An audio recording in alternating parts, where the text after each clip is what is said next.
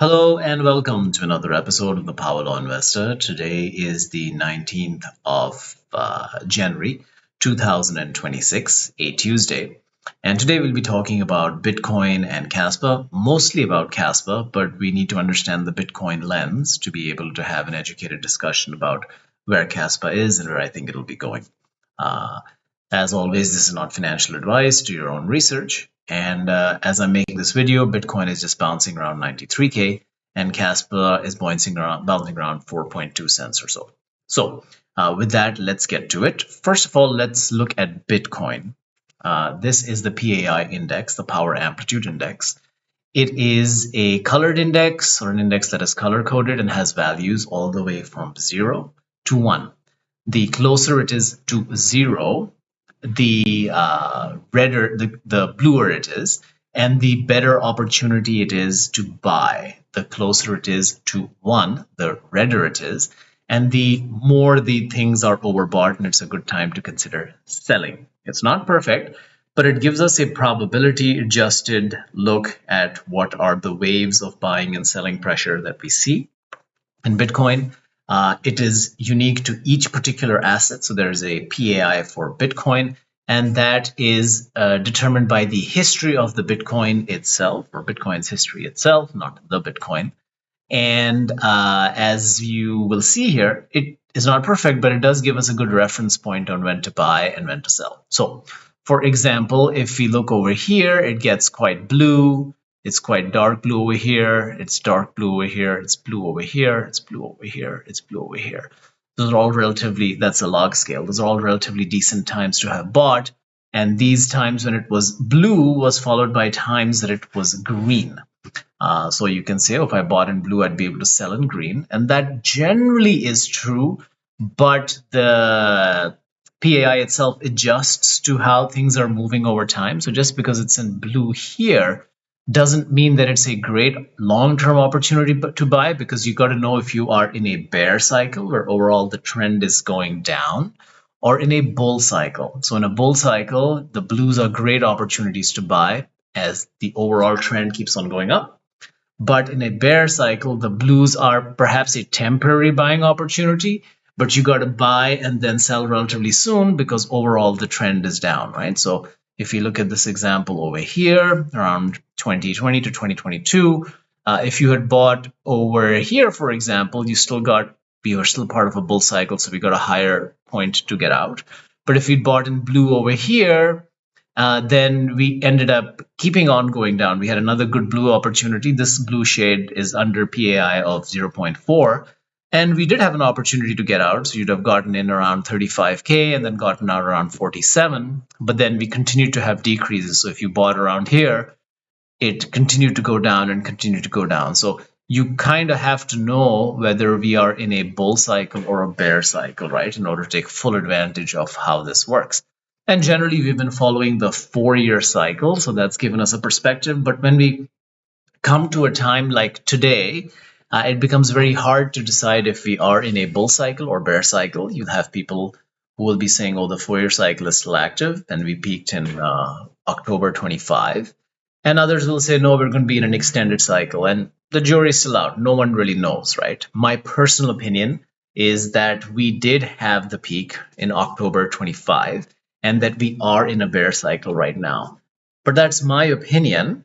And what I do here in these channels is that I give you a probability-oriented or a statistical perspective on what the pathway for future prices might be. So, for example, when we're looking at the PAI, this histogram over here tells us how much time we've spent in each distribution or each PAI bin, right? So we've spent about 30% of the time from 0.4 to 0.5, where we are right now, and only 7% of the time from 0.3 to 0.4. Now, here is the cumulative graph, and it's saying that we've spent a total of 9.9 at PAIs of 0.4 and below. So it's basically saying if you spent 10% of the time in this range, then we've spent 90% of the time in this range over here.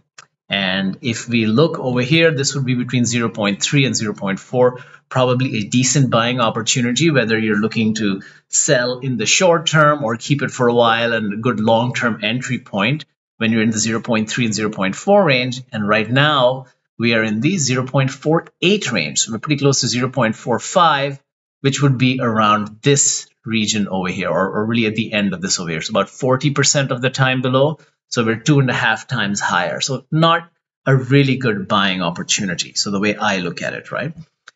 Now, whether you want to think about it from a bull and bear perspective, no one really knows right now. But what we can do is we can go back to all the different PAI values that have taken place. And for each PAI value, we can see how the price has behaved from that PAI value 30, 60, 90, 180 days in the future, right? And so we end up with this sort of fan graph. And what this graph is saying is today, we're at a PAI of 0.48, and this was done a few minutes ago. So that's why the value is a little different from what we have now. But the start is around 95K. And so these are the different pathways that we can take on a PAI basis. So when we start at 0.48, the median, that is when we look at all the different kind of times that we've had a similar value, and we've had about 1,500 times when that's happened in the past. The median, that is the middle path that it's taken, has ended up with a PAI of 0.51, which, using the numbers from today, and the PAI and numbers don't exactly correlate, they do adjust in a non-linear fashion over time. That's fancy stuff, no need to really worry about that too much. But it's saying that the median pathway is going to take us to about 99K in 180 days, right? So a small increase in price, and maybe more than 4.3% because the price right now is around 93K, right? But if we are in a bull market, the upward section becomes more likely, right? If you're in a bear market, the downward section becomes more likely, right? Because we're headed down, or we're in the worst, we're looking at the poor future outcomes in which the PAI drops. So that has to be kept in mind. And these pink bars, the top of the pink bars, show you the 90th best situation and the 10th best situation, right? So it is about 10 percentile units off the worst and 10 percentile units off the best, right? So you get an idea what that range is. And if we stick on the 90th, on the 10th percentile, if you sort of go into that bear market mindset, then we're looking at about an 86K value in 180 days time, but it could be lower than that also, right? And the PAI does become less accurate the further out in time we go.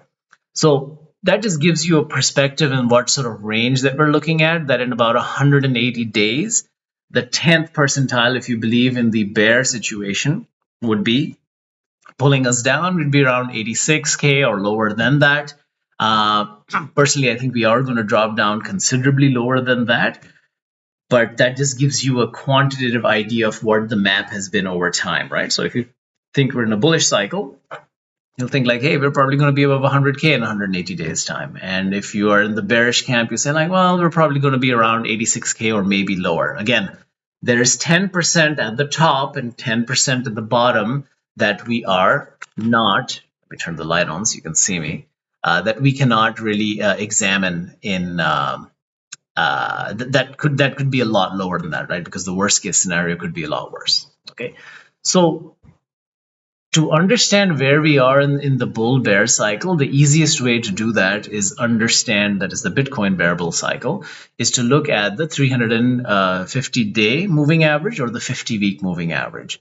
What has happened in the past, and that's this blue line over here, is whenever we are below the 300 or the 50-week moving average, right, we are generally in a bear market. And when we're above, we're sort of in a bull market. So now we're below, we keep on going down. This is 2015. We cross above, we start taking off. We drop down it, we're in a bear market again. We go above it, we're in a bull. This is just the COVID peak crash over here. Then we took off, we're still in a bull market because we're above the blue line. We bounce off it, we're above. Here we intersect, we go down, we're in a bear market, then we cross it, and then we start entering a bull market. Still bull market, and then we cross it down. And right now, if you believe the pattern, you can say that we are in a bear market, right? So I find this really useful as a perspective to look at. I think for most people or people that are not looking at these sort of patterns, you think, hey, what is this nonsense, this 50-week moving average? And I had subscribed to that theory also. But I think if enough people do believe in it and enough of the market participants start believing it, that's what starts to happen, right? And so I'm just telling you that this is the pattern that has held so far, and it's one of the reasons why I drastically reduced my Bitcoin exposure. Um, and once it goes above, I would be much happier to increase my position. But right now, we're still below that. It's 101 right now. We haven't crossed above it. And as long as we are below it, I think the odds that we are in a bear market, because these are all odds, because I don't know for sure and no one knows for sure, the odds are much higher that we are in a bear market, right? And so if we're in a bear market, these lower bands become more likely to occur. So that's the message that I wanted to give you guys. Now, let's apply that same logic to Kaspa. Kaspa is a much younger crypto. We have not had that sort of exposure to Kaspa over multiple cycles as yet. And right now, we are at a value of 0.43 cents or so. And the PAI is at 464. So we go down to our friendly histogram and we look over here, and it's roughly about 50% or so, maybe a little bit lower than that, because 50% is sort of this bar over here below 0.5, right? So we're 0.464. So this means we've roughly spent about 50% of the time, maybe 45% of the time below the current PAI value. And as far as it goes for me, in terms of my risk reward profile, that's not the area that I want to be buying in, right? If I want to be buying in, I want maybe at worst at the 20th percentile mark, right? That I've spent 20% of the time below that particular PAI metric, and I want 80% of the time above that because I want to buy low and sell high, all right? And that is not the situation right now. And if you look at the table, there's supposed to be a table. Here we go. Here's the table. If we look at the table and we say, okay, I want to be buying at the bottom 20% or so of prices. So let's call that around 0.35 or so, maybe around 0.3 if you wanted to be safe. You are looking at about 3.8 cents or so based on today's prices. Given the fact that we are quite possibly in a bear market, and if Bitcoin is going down, it is going to pull the altcoin market down with it, I would want personally a lot more margin before I started buying, right? So I would be looking to buy in the bottom 10% or the bottom 5% of PAI values. And if I'm looking at that, that's in the 0.3 to 0.2. So we are looking here at about 3.6 cents or 3.2 cents. Now, the PAI values do change over time. There's a dynamic adjustment that's taking place, and it follows different trends, but it is unique to Kaspa, right? And you'll notice that there's a difference between the Kaspa graphs and the Bitcoin graphs. So what this is saying to me is that this is not a real good time to increase my Kaspa exposure because it's not really in the safe zone where I would consider it to be a great deal, right? But there is a different perspective on this also. And a different perspective is the PAI gives us a value, right? It tells us that, hey, this is relatively undervalued or overvalued, or undervalued and overvalued, with my hands in the right place. So you can buy low and sell high. But there is also a different way to go about this, which is trend following, which is instead of buying low and selling high, everyone's buying, I'm getting on board, I'm going to ride the trend up. And when everyone's selling, I'm selling, so I can ride the trend down. And in order to find out how that trend works, you look at where the 0.5 PAI value is, right? So over here, you can see this as marked as a star, right? And it's very close to this. Let's just hide this annotation here. So you can see it's right about here, pretty close to the value that we have right now, right? And what that's saying is if you go ahead and buy at the 0.5 PAI and hold as long as we are above the 0.5 PAI, it gives you an entry point and also an exit point, right? And to illustrate this example, the green ones are where we would have entered and the red ones are where we would have exited. This is kind of showing that bounce, the bearish crossover, that is we sell versus the bullish crossover. So based on the last one, last two, you'd have gotten around at over 5 cents and then exited at 4.8 cents, right? So you would have made money if you'd exited on higher PAIs, but at least it gave you a jumping off point to protect yourself. And then again here, you'd have gotten just at the peak. We hit the peak. We crossed 0.547 at about 5 cents. And then again, we had the bearish crossover at 0.45 cents. Now, these are daily prices, and that's why you see this jump coming in. But it gives you a entry point and an exit point that in a bear market protects you from losing too much. It provides a natural stop, right? And in this case, yeah, maybe you lost 2-3% or so, but you didn't lose, buying here at 5.8 cents because you thought the market was taking off and you held it all the way down. You'd have exited here at 4.8 cents, right? Or you'd have gotten in at 5 cents, you'd have gotten in at 4.8 cents. So you guys get the idea that you're trying to ride the trend, and then the 0.5 PAI provides a floor. When you're above this particular level, you're buying because the momentum is up. But then as soon as you drop below this line, you end up selling because now the momentum is going down. And this has historically worked quite well for Kaspa, as you can see in the past, right? Particularly if you look at areas like this, when the price was taking off, you got in at 7.5 cents. You rode it all the way up to 10 cents, right? So you made another 30% or so and you got out. So if, for example, if your strategy is that I want to buy the really big move when that happens, then this provides a good point for getting on board and riding that big wave up until the momentum changes. You get a bunch of small cuts along the way, but if this is the way that you want to think, like, hey, I think Kaspa has a lot of potential, I think all season is just around the corner, and I think it's going to be explosive, instead of trying to catch the total bottom, which even with the PAI system is difficult to do and requires judgment, you can just let that happen mechanically and just say, hey, what is the 0.5 PAI value? And that works quite well historically. So taking that, applying that same logic that we have in terms of what has happened probability-wise in the past to what is happening with Kaspa right now, we're at 0.46. Where have we ended from here? Well, in a bull market, right, based on this, we end up with higher percentiles over here. And remember, we have a bias towards being in a bull market because a lot of Kaspa's history coincided with the crypto market going up.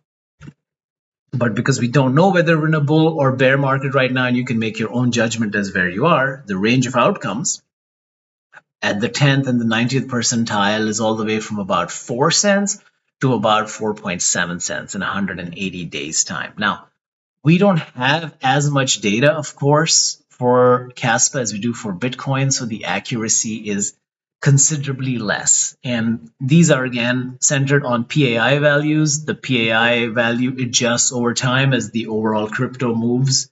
And so it doesn't exactly translate to the prices, and those prices do shift, but it does give you a reasonable perspective on what those might be. So based on this, right, where we are right now at 4.3 cents and where we see ourselves, it says that if you have a bear market, you're going to drop into the 3-cent zone, and then you're going to, again, wind up around 4 cents in 180 days time. I think the cautionary situation there is that we're looking at only the 10th percentile. The 5th percentile, the 1 percentile will have much lower values than that. And so given where we are and just looking at this overall trend, right, since about a long time actually, we've been sort of going downwards on Kaspa, right? And so it's more likely we're in a long-term bear market right now.